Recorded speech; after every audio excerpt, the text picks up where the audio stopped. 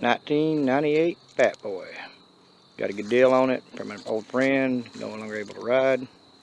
Been sitting for approximately 5 years. Got her home the other day, then got all the parts, had to put a switch in her, new battery. Now we're going to do our first, try to fire her off, see if she's going to run. Wish me luck.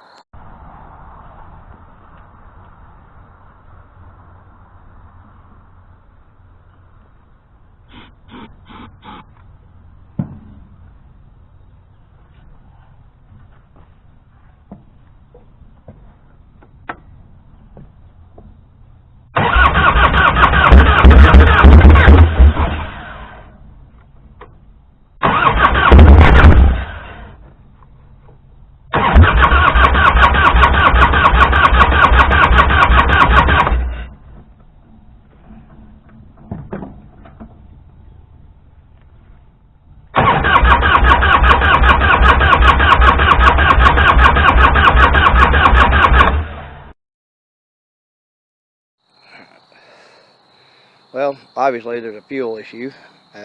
She'll start up the starting fluid. I about ran the battery down. I'm going to charge her back up and try it another day.